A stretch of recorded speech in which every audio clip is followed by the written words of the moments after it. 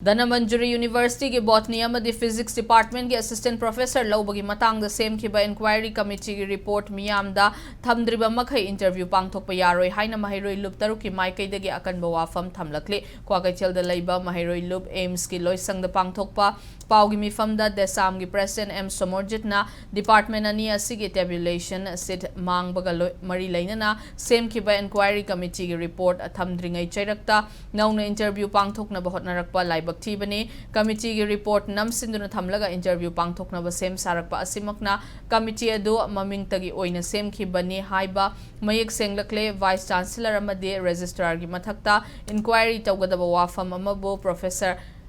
Associate Professor की थाकते inquiry committee सेमलकपा असिना committee असी अचुंबा पुथोकनबा सेमबनते महिरोय सिंगी इहौ नमथनबा सेमखिबनी हाइबदा हाइमनबा थोकलोय हाइके department ani asi natana atopa department singe assistant professor लौबगे result हाइदोखिबा अदुदा महिरोय लुप तरुकना असोय अरान कया मरुम यावरंबा थेंगनरे university asigi assistant professor मरफुनिपान लौनबा advertisement थोकलगा फमसिगे मथक्ता अनोबा post हुमफु हेनगतना result लाउथोखिबा असिमक Indian Constitution की आर्टिकल 14 अमदी 16 खोंगोइनबनी हाइना समोर्जितना फोंदोखे